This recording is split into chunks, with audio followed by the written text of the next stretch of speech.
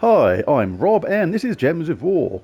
In this video I'm going to take a look at what's in the Soulforge and give you my opinion on what's good and bad in there. What's worth crafting and what is worth avoiding. But first up, what I always do every Monday is recommend you pop into the shop and make sure you grab the weekly event troop. This one is the Horned Hag and she's apparently in a beauty contest. I wouldn't actually say she's particularly stunning herself. She is somewhat horny, looking on what's on top of her head, but I don't think that the likes of Freya, Divinish Bala and the Mirrored Queen would be losing too much sleep if they were in a beauty contest against this one. But let's take a look at what she does. Deals true damage to an enemy, then summons a random hag. That's not too bad. The traits are 25% chance to summon an Ancient Horror Undeath, gain 1 magic when an ally casts a spell, and reduce damage from spells by 50%. That's actually not a bad set of traits. Reduce damage from spells by 50% is really good. Gain 1 magic when an ally casts a spell works pretty decent as well, because true damage is really good. And that works well with that, and basically the first one has a second chance of a summon. She got a guaranteed summon with her spell, providing you got an empty slot of course, and then a slim chance of getting a summon when she dies. So, not fantastic, but actually I don't think that's too bad.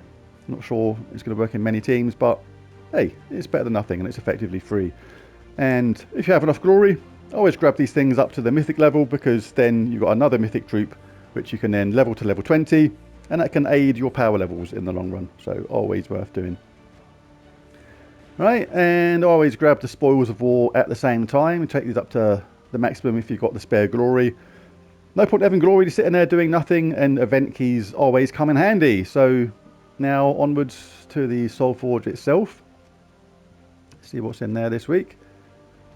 In the weapons, I've gone over things like Trick and Treat, Duskbringer, Soul of Xanathos, Heart of Xanathos in early other Soulforge videos. So if you need to find out about those, take a look at them.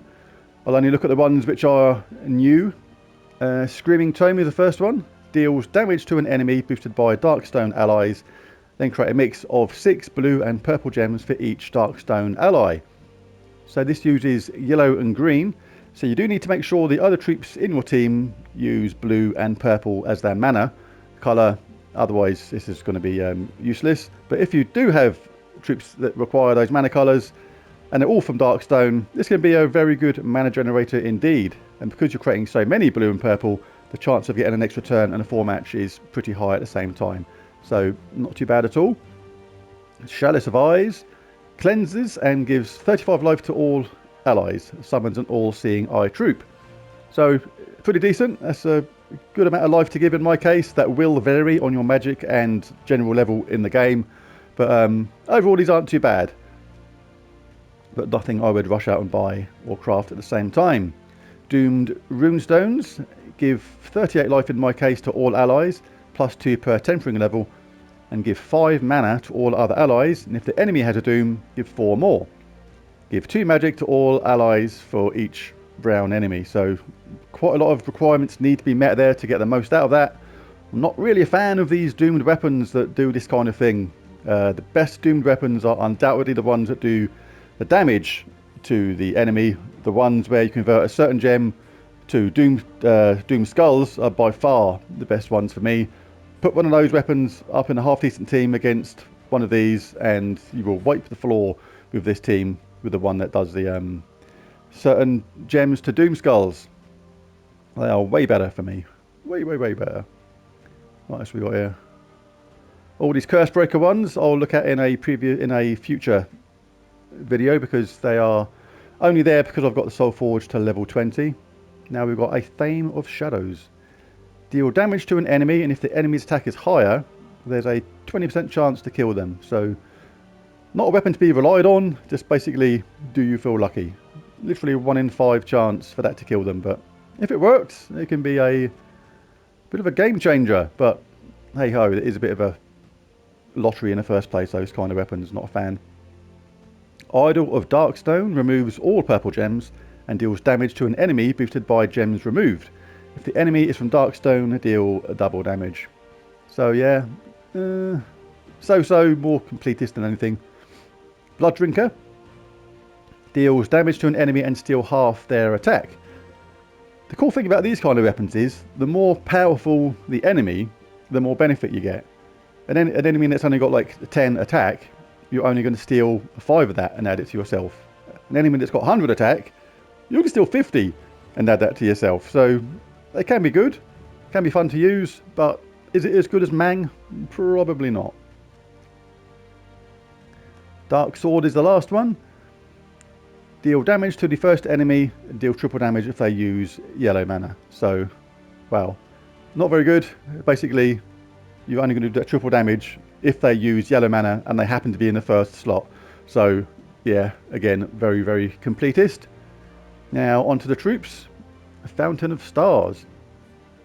An interesting mythic this, because it's kind of strange. The spell is to convert 5 green gems to purple potions and all brown gems to skulls, then cleanse all Fey allies. But its colours are red, blue and yellow, and the colours its spell affects are green, purple and brown. So the colours the spell affects are the exact opposite colours of the ones it needs to get charged up itself. So this will be a benefit to the rest of the team, but of literally zero benefit to itself. It can work. I've done a team with this earlier, and I may look at this again later on, because certain troops have come out since this was released, which may actually help it. But reduced damage from scars by 50% is fairly decent, and 15% chance to bless all allies when my turn begins is also not bad when that works. But yeah, it takes a little bit of work to get this to work in a team, and wouldn't say it's an essential mythic by any stretch of the imagination. Shahbanu Vespera. Really, really like this mythic. Gives a certain amount to a random skill on an ally, then creates 9 gems of their mana colour, then repeats 2 more times for random allies. The best trait, there's a couple of which are good: immunity to Deathmark and 30% chance to summon a Jinn when matching 4 or more gems are both pretty handy. The cool thing about Shahbanu is, basically, if you can have 3 other troops in your team that use a minimum amount of mana colour but can charge her up pretty quickly, then, you know, for example, all purple team that use purple only, so you cast this on purple, you got such a high chance of getting tons of purple. She can loop and loop and loop and just keep on giving that boost to the random skills on an ally, just again and again and again. And it can work really well. I've done a couple of videos of teams with her in the past, and I may do another one soon, because as Fountain of Stars, there have been a couple of more troops released fairly recently that make her even better, but I do like her a lot. King Bloodwood deals heavy splash damage to an enemy, boosted by entangled and bleeding enemies, and steals 10 life from all enemies. The traits are a little bit odd, because the thing is with bleed, you'd think the last one is the best trait, and it still probably is. Reduced damage from skulls by 33% is decent, but entangle and inflict bleed on a random enemy when matching 4 or more gems is actually pretty handy as well. Apart from that bleed though, because we now have the Elementalist class, and that does freeze, entangle, stun and more on a 4 match, just on Elementalist third class on its own. And the thing is with bleed is, it doesn't actually work well with his spell at all, because his spell does a standard physical damage, and the best thing about bleed is it works really well in a true damage team, so that trait kind of goes against his own spell itself. Does steal 10 life from all enemies as well, but yeah, the damage can be significant if you do get that boost ratio boosted up a little bit with that third trait. But for me, he's kind of a bit of a middling mythic. I don't see anything special about him whatsoever. Famine I actually quite like, and I love the artwork on these things too. If anybody remembers the old comic, well, it's still available now actually, 2000 AD and the Dark Judges, Judge Death and all the rest of it, these remind me a lot of those artwork on these. It's like really, really cool.